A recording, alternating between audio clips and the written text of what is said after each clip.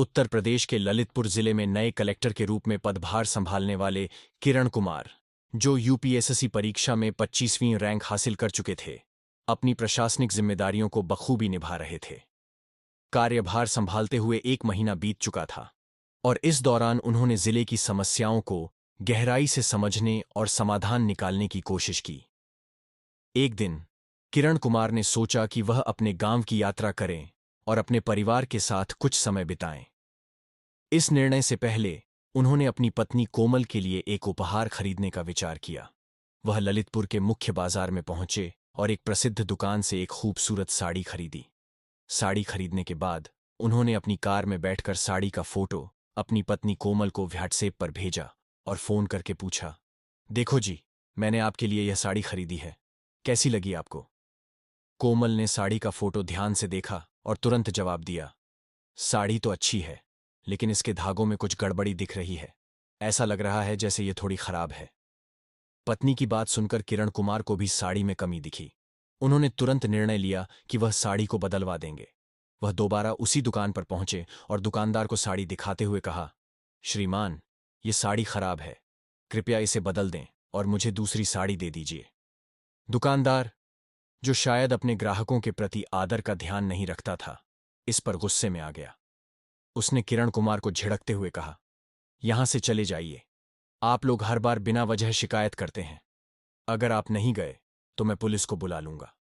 दुकानदार की इस बर्ताव को देखकर किरण कुमार थोड़ी देर तक शांत रहे। उन्होंने सोचा कि वह अपनी पहचान का उपयोग किए बिना ही इस मामले को सुलझाएं। उन्होंने दुकानदार से शांतिपूर्ण तरीके से कहा, श्रीमान, मैं आपका ग्राहक हूं और एक अच्छी साड़ी की उम्मीद के साथ यहां आया था। मुझे लगता है कि आप इस साड़ी की गुणवत्ता पर फिर से गौर करेंगे। मैंने यह साड़ी आपकी दुकान से अभी 10 मिनट पहले खरीदी है। इसमें यह खराबी है, कृपया इसे देख लीजिए और यदि संभव हो तो बदल दीजिए। दुकानदार, जो थोड़ी रूखी और अभिमानी स्वभाव का था, साड़ी को देखते ही बोल पड़ा, यह साड़ी तो हमारी दुकान की नहीं लगती, आप गलत दुकान पर आए हैं। किरण कुमार ने शांत स्वर में जवाब दिया, मैंने यह साड़ी यहीं से खरीदी है, आप बिल देख सकते हैं।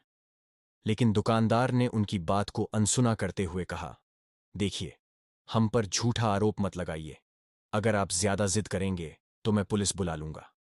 इस पर भी किरण कुमार ने संयम बनाए रखा और कहा, आप मुझ पर आरोप लगा रहे हैं कि मैं झूठ बोल रहा हूं। मैं आपसे केवल यह कह रहा हूं कि साड़ी में दोष है और इसे आप देख लें। दुकानदार ने फिर वही बात दोहराई, मैं कह रहा हूं कि यह हमारी दुकान की साड़ी नहीं है। आप यहां से जाएंगे या नहीं, वरना मैं पुलिस बुला लूंगा। ये सुनते ही किरण कुमार के सब्र का बांध टूट गया।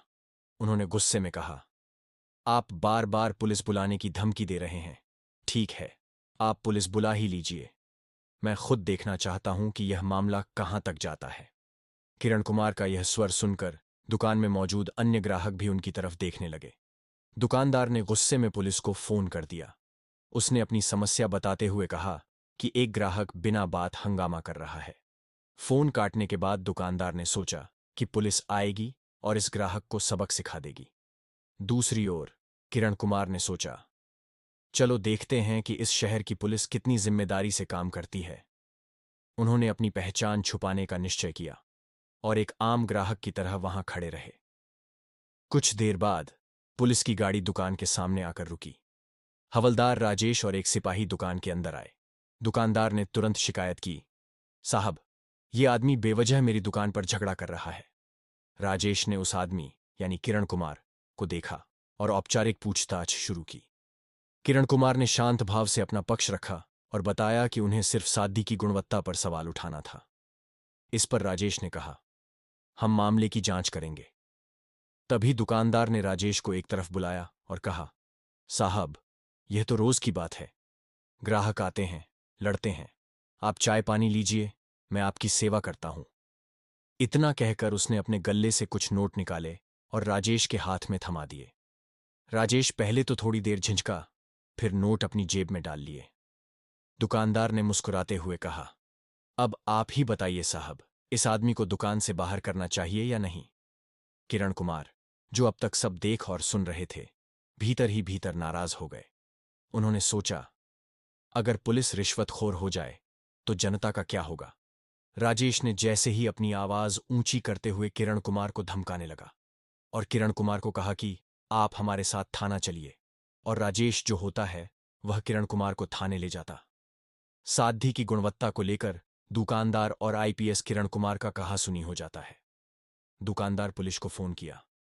कुछ ही समय में वहां राजेश नाम का एक हवलदार आया। वह आईपीएस किरण कुमार को पहचान नहीं पाया। वह किरण कुमार को थाने ले जाता है। थाने पहुंचने के बाद एक पुलिस वाला किरण कुमार को पहचान जाता है कि वह हमारे जिले का नया आईपीएस अधिकारी है। वह किरण कुमार को सैल्यूट करने वाला था। तभी किरण कुमार ने उसे रोका। पुलिस वाला समझ गया कि साहब अपनी पहचान छुपाकर इस थाने में आए हैं। तभी राजेश जो होता है वह किरण कुमार के साथ बदतमीजी से बात करने लगता है और अन्य पुलिस वालों से कहा कि इस आदमी को रस्सी से बांधो और इसकी पिटाई करो। आईपीएस किरण कुमार ने अपनी पहचान जानबूझकर छुपाई थी, जिससे यह स्पष्ट होता है कि वे पुलिस स्टेशन में व्यवस्था की हकीकत को देखना और अनुभव करना चाहते थे। यह तरीका दिखाता है कि वे सिस्टम की खामियों को सीधे समझना चाहते थे। तभी किरण कुमार ने अपना पहचान पत्र निकालकर हवा में लहराया और गरजते हुए बोले, मैं आईपीएस किरण कुमार हूं। अब मुझे बताइए, कौन किसे बाहर निकालेगा और कौन किसे मारेगा। यह सुनते ही थाने में सन्नाटा छा गया। राजेश के होश उड़ गए। उसने कांपते हुए कहा, साहब मुझे माफ कर दीजिए, मुझसे गलती हो गई। किरण कुमार ने कहा, गलती इंसान से होती है, लेकिन रिश्वत लेना गलती नहीं, अपराध है। तुमने वर्दी की इज्जत को दांव पर लगाया है। तुम्हारी सजा यही है कि तुम तुरंत अपनी वर्दी उतारो और अपने वरिष्ठ अधिकारी के सामने पेश हो जाओ। इसके बाद किरण कुमार हवालदार से कहा कि मुझे उस साधी की दुकान में ले चलो। हवालदार और किरण कुमार दुकान पहुंचे। दुकानदार ने जैसे ही किरण कुमार को देखा तो कहा, तुम फिर से आ गए। तभी किरण कुमार ने अपना पहचान पत्र निकालकर दिखाया और बोले, तुमने ईमानदारी और सच्चाई का मजाक बनाया है। तुम्हारे खिलाफ भी उचित कार्रवाई की जाएगी। आईपीएस किरण कुमार ने दुकानदार के खिलाफ 420 के तहत आपराधिक मुकदमा दायर कराया। इसके अलावा उपभोक्ता फोरम में भी शिकायत की।